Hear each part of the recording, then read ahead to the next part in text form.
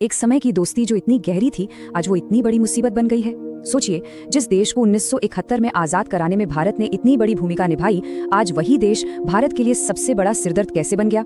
चलिए इस पूरी कहानी को, इस उलझे हुए रिश्ते को परत दर परत समझते हैं। और यही वो सवाल है जो आज भारत की फॉरेन पॉलिसी के लिए सबसे बड़ी चुनौती बना हुआ है। आखिर ऐसा क्या हुआ कि एक करीबी दोस्त, एक पड़ोसी आज एक विरोधी की तरह खड़ा नजर आ रहा है। इस जियोपॉलिटिकल पहेली को समझने के लिए थोड़ा गहराई में उतरना होगा।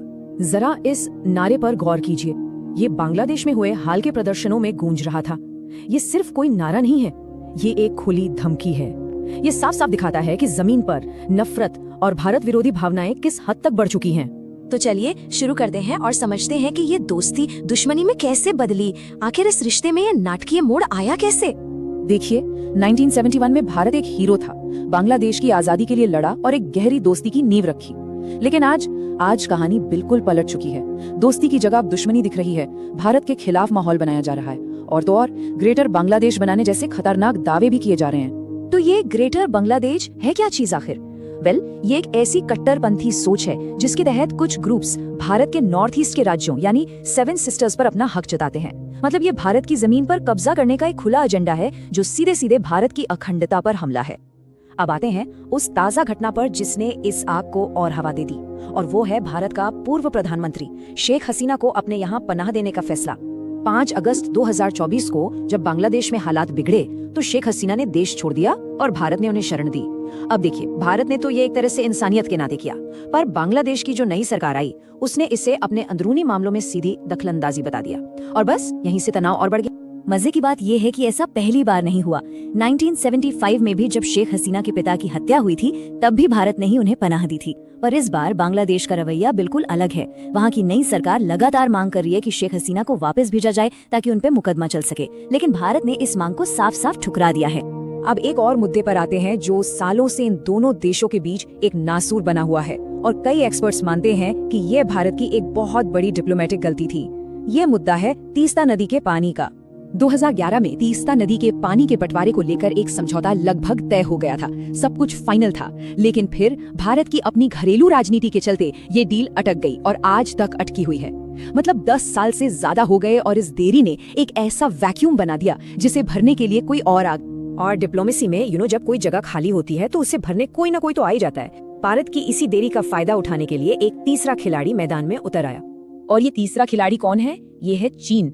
$1 अरब। जरा सोचिए, इतनी बड़ी रकम, वो भी अचानक से। 30 चीनी कंपनियों ने एक ऐसे देश में इन्वेस्ट कर दी जहां के राजनीतिक हालात ठीक नहीं थे।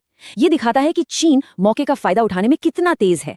चीन सिर्फ पैसा नहीं लगा रहा, वो एक पूरा जाल बिछा रहा है। मोंगला पोर्ट के लिए बड़ा लोन देना, तीस्ता नदी प्रोजेक्ट को फंड करने का ऑफर देना, अपने बाजार खोल देना, ये सब बांग्लादेश को अपनी तरफ खींचने की कोशिश है। इसे ही कहते हैं डेट ट्रैप डिप्लोमेसी। मतलब किसी देश को इतना कर्ज दे दो कि वो तुम्हारी मुट्ठी में आ जाए। और ये सब चीन की एक बड़ी पिक्चर का हिस्सा है जिसे कहते हैं स्ट्रिंग ऑफ पर्ल स्ट्रेटजी। इसका सीधा सा मतलब है भारत को हिंद महासागर में बंदरगाहों और मिलिट्री बेस के नेटवर्क से चारों तरफ से घेरना, और बांग्लादेश में चीन का बढ़ता दखल इसी खतरनाक प्लान की एक अहम कड़ी है। तो ठीक है, प्रॉब्लम तो समझ आ गई, पर इसका सोल्यूशन क्या है? भारत अपने हितों की रक्षा कैसे कर सकता है? चलिए देखते हैं कि क्या क्या रास्ते सुझाए गए हैं। जरा इस पर गौर कीजिए। भारत की सबसे लंबी जमीनी सीमा न तो पाकिस्तान के साथ है न चीन के साथ, वो है बांग्लादेश के साथ, लगभग 4100 किलोमीटर। अब सोचिए, जब पड़ोसी देश में ही भारत विरोधी माहौल हो तो ये कितनी बड़ी सुरक्षा चुनौती है। और इस लंबी चौड़ी बॉर्डर का एक बड़ा हिस्सा, लगभग 860 किलोमीटर, आज भी खुला पड़ा है। वहाँ कोई फेंसिंग नहीं है, मतलब कोई भी आसानी से आ जा सकता है। ये तो सीधी सीधी अवैध घुसपैठ और दूसरे सुरक्षा खतरों को दावत देना हुआ। तो इसका एक तोड़ है कलादान मल्टी मॉडल प्रोजेक्ट। ये क्या है? देखिए, इसमें कलकत्ता के पोर्ट को समंदर के रास्ते सीधे म्यांमार के सितवे पोर्ट से जोड़ा जाएगा। फिर वहां से नदी और सड़क के रास्ते सामान सीधा मिजोरम पहुंचेगा। नतीजा, हमें बांग्लादेश पर निर्भर नहीं रहना पड़ेगा और हमारा जो वो सेंसिटिव चिकन नेक कॉरिडोर है उसका भी एक मजबूत विकल्प तैयार हो जाएगा। इसके अलावा और भी कुछ कदम है, जैसे दुनिया भर के मंचों पर बांग्लादेश के इस अस्थिर माहौल का मुद्दा उठाना, दूसरा अपने आर्थिक दबदबे का इस्तेमाल करना, और तीसरा और सबसे जरूरी, बॉर्डर पर जीरो टॉलरेंस की पॉलिसी अपनाना, मतलब एक भी घुसपैठिया नहीं। और अब आखिर में एक बहुत ही दिलचस्प सवाल, एक ऐसा सवाल जो वफादारी पर है और इस पूरी कहानी को एक अलग ही एंगल से देखने पर मजबूर करता है। सवाल बड़ा सीधा है, जियोपॉलिटिक्स में बड़ी आवाज किसकी होती है? पैसे की या फिर देश प्रेम और राष्ट्रवाद की? क्या आर्थिक फायदे देश के हितों पर भारी पड़ सकते हैं? ये विरोधाभास थोड़ा अजीब नहीं लगता कि एक तरफ तो बांग्लादेश में इंडिया आउट के नारे लग रहे हैं और दूसरी तरफ उन्हीं के क्रिकेटर्स पर आईपीएल में करोड़ों रुपए बरसाए जा रहे हैं। ये जो सॉफ्ट पावर, पैसा और नेशनल इंटरेस्ट का खेल है ना, ये वाकई में सोचने पे मजबूर कर देता है ना?